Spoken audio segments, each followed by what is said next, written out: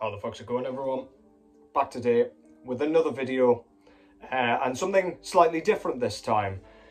So a little while ago, probably back when I first started the channel, a few videos into this kind of wacky YouTube thing, I did a kind of albums ranked video for the band Death, which I really enjoyed doing at the time.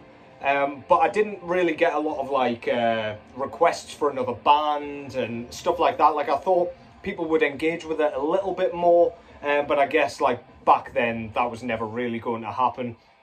But I was just thinking today, it's been ages since I did that. I haven't followed it up with another kind of episode, if you will, of said series. So I thought I would come along today and do my favourite band probably, if not definitely kind of one of my favourite bands, and that is Poland's Mgła. So this is one that I didn't really have to think about too much because I'm so familiar with this band's work at this point. It just kind of came to me naturally. So yeah, I'm going to be ranking all of Mgła's full-length discography. The EPs and demo, I'm going to leave out of it for now. I might return to this at some point if anybody is interested, but most aren't as interested in kind of sort of shorter releases, if you will, or at least in my experience, kind of speaking with people anyway.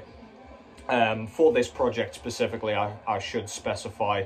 But yeah, hope you enjoy this one. I thought it'd be a bit of fun. I wanted to talk about this band. Sorry, it's one that I kind of pull out every now and then in certain videos when they kind of fit the category, and I always wonder why I don't mention them a bit more, maybe hone in on them a little bit more, put a bit more focus into that band specifically. So that's exactly what I'm going to fucking do here. Hope you enjoy. First of all, what's going on in the background? This is Horrified with their sophomore full-length album entitled Of Despair. This was put out in... Probably should have thought about this. I have no idea which year this was put out. I want to say 2014-ish. Apologies if that's wrong. I will correct that in the description if it's wrong. This is a band based out of Durham, I believe, or Newcastle. It's from my neck of the woods anyway. And this is very, very kind of complex, very, very riffy, sort of progressive, melodic, blackened death metal, if you want to kind of come up with some horrifying like sub-genre kind of description for them. But just imagine something like, especially on this album, if you mix Ripped to Shreds with Horrendous, that's pretty much what you've got with this band. Bit of a weird kind of mishmash of styles and bands there. But yeah, this band's clearly inspired by the band Horrendous out of the US. Especially on their newest work, Sentinel, and just before that, Allure of the Fallen. We got like a real proggy death metal kind of thing going on in that vein. This one, bit more straightforward, grindy sort of drumming, and kind of really relentless riff work. Very, very impressive. Vocally, we've got those kind of howls, those kind of pain screeches that we get in Horrendous as well. They're just the best bands I can come up with as like a kind of comparison to this band. But yeah, go and check it out for yourself. This shit is fantastic. I do have this on vinyl as well, and it's not one I pull out very often. Oh, you can see that a lot better. Why haven't I been doing that the whole time? But yeah, this shit's really good. Really, really good. Go and check that out. Horrified, Of Despair. That's their sophomore. Now let's get into this ranking, shall we? So yeah, just a quick description on the band Mgła, first of all. They're basically a melodic black metal band based out of Poland. Not melodic in a sort of dissection sense. I often use that kind of comparison just to exclaim that we're not getting any beautiful melodies in this thing. There's no like really complex kind of twiddly guitar work. There's nothing like what you get on the new Moonlight Sorcery, for example. There's nothing like Sacramentum on this thing. It's not like almost upbeat. What we've got here is abject, dissonant darkness, nihilism, depression, and misery. Absolutely fantastic stuff. If that's what you're in the market for when it comes to black metal and you're not familiar with this band, then buckle up, because I've got some recommendations for you here. First of all, they've only got 4 full-length albums, so I will just be ranking them from worst, even though they have no bad albums, to best, which is just the kind of album that I prefer out of the lot of them, the one I return to most, the one that really, really grasped a hold of me. So yeah, without further ado, the first album is in fact their first album. So this is Groza, which was released in, I want to say 2009. Yeah, I'm going to say 2009, but that could be wrong. Between 2007 and 2009 for sure. But this is kind of bare bones black metal. They don't really have too much melodic stuff going on here, but they do have a lot of dissonance, lots of repetition going on this thing as well. It's kind of very patient. We've got only 4 tracks on this thing, Groza 1 to 4. Very, very innovatively named as always. But yeah, really kind of, the guitar tone almost sounds like it's chiming for a lot of this. There's lots of tremolo picking.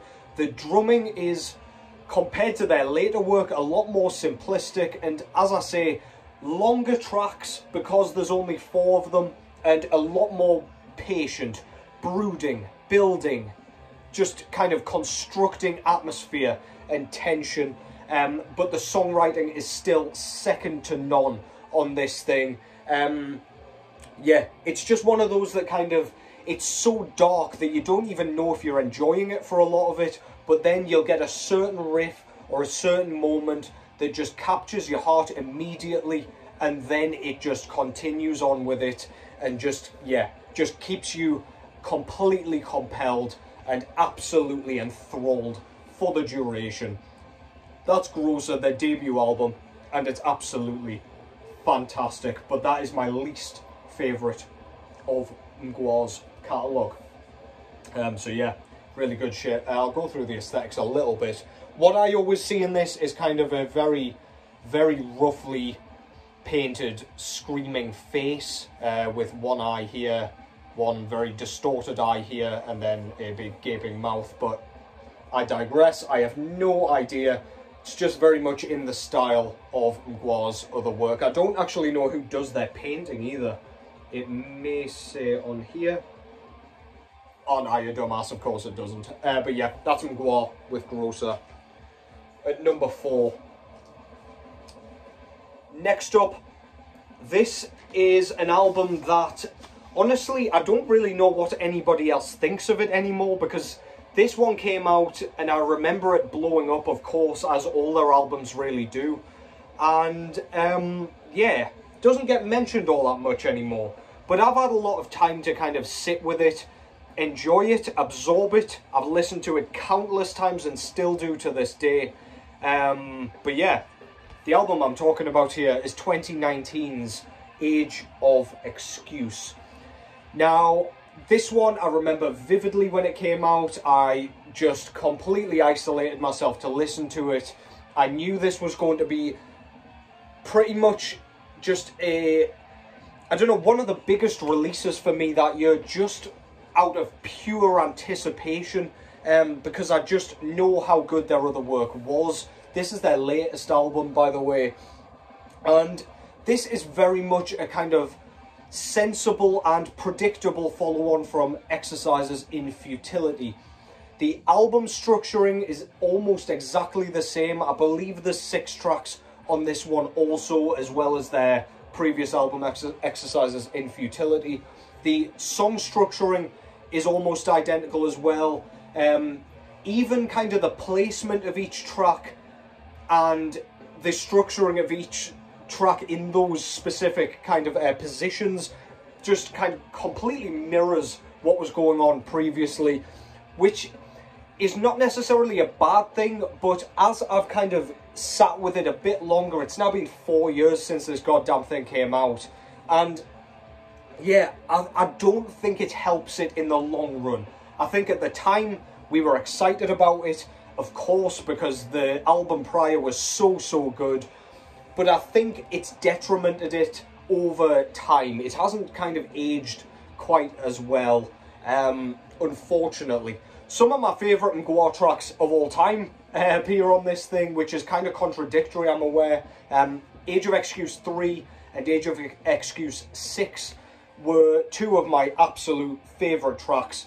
But yeah, Age of Excuse 6, it has that exact same patient build-up. We've got the blast beat sections, we've almost got a chorus, and then we've got a really catchy riff, kind of that chiming guitar riff towards the back end that sort of, yeah, draws us to a close with a couple of like very minor and very mild, almost subtle kind of riff changes that just keeps it interesting, stops it getting too tedious amongst all the kind of repetitiousness.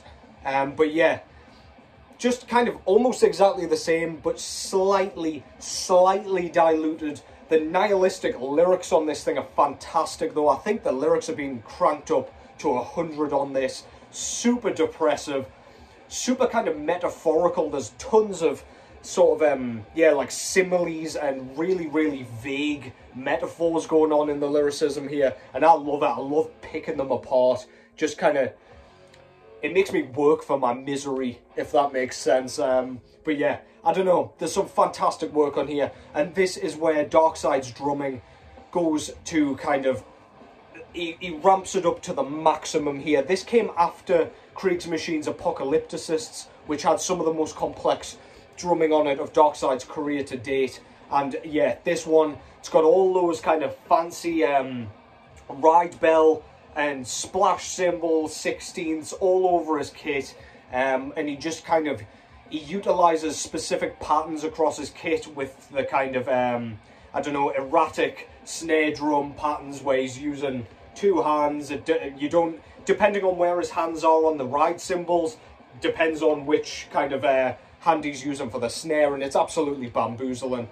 If you're not a drummer, that may have made absolutely no fucking sense, but yeah, just really killer drum work. That's something you've got to listen to this album for, if nothing else. But yeah, I celebrate this album a ton, listen to it a ton, and yeah, absolutely fantastic. Definitely a worthy kind of a follow-up to Exercises in Futility. However, I do also think it's a bit of a sister album, and I'm hoping for something slightly different next time, although it's one of those things, why fix what isn't broken?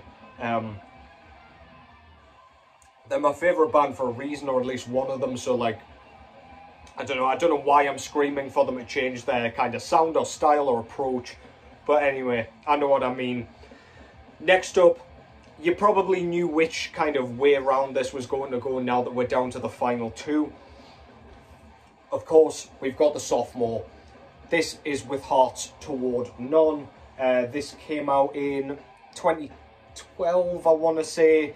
I have no idea, but bear with me with those dates. I will put them all in the description. But this was a beautiful kind of bridge between Groza, which came prior, and Exercises in Futility, which indeed came afterwards. This started to go more towards the sort of groove-centric stuff. They had a lot less repetition on this one. He says, although With Hearts Toward None 7 is one of the longest and most repetitious kind of tracks they've done to date, so take that with a pinch of salt. But yeah, with this one they had a bit more time, a bit more space to use a bit of variation, if that makes sense. So with Groza, they only had 4 tracks to work with, and of course they had to make sense, they had to build, they had to kind of climax, and they had to kind of fade out. With this one, they can build a bit quicker, they can utilize kind of catchier riffs, catchier kind of choral hooks even, and then they could switch over to a different track where they could use an entirely new riff, an entirely new idea, which I think really suits their sound. I think they've got way too many good ideas to be sticking to kind of like fewer, longer tracks. Some absolutely brilliant riffing on this thing. There's some super groovy, like head nodding, like you can't help but bop your head around to some of these riffs on here. And yeah, Darkside's drumming starts to kind of, it starts to move a bit more towards what we would see on the latter two albums. It starts to get a bit more complex, a bit more experimental, a bit trickier, instead of just sticking to kind of blast beats and then mid-paced kind of 4/4 with not a lot going on around the kit. Yeah, this thing's fantastic, but it doesn't quite beat out what I have at number 1, which is, of course, my favourite album of theirs, and frankly, one of my favourite albums of all time. This is Exercises in Futility, which came out in 2015, and yeah, this really, really put Mgła on the map as far as black metal goes, as far as extreme metal goes. I remember this thing, every other post on social media, which was a specifically kind of vinyl orientated, extreme metal orientated page, was posting this. It was absolutely insane. That's originally what made me think, what the fuck is that? I absolutely love how bleak and kind of dark and almost sad the cover is. The logo, what the fuck does that say? Like, is it English? Is it not? Is it just a made-up word? Is it a character? And yeah, everything about that, along with, of course, the huge hype around it, just made me want to go and check it out. I checked out Exercises in Futility 5, I think it was, though don't quote me on that, I can't really remember which one it was, but it kind of drew me in enough. I was like, okay, I'm getting into black metal here, because I'd been kind of aware of black metal. I'd been listening to Mayhem and Birdsum for a couple of years by that point, and this one, like, because it was so brooding and so, like, patient and a bit mid-paced for a lot of this, I didn't see the huge hype, but I kind of saw the potential. I liked the sound a lot. When I got the album, which was on vinyl, I can't remember where I picked it up, I was floored.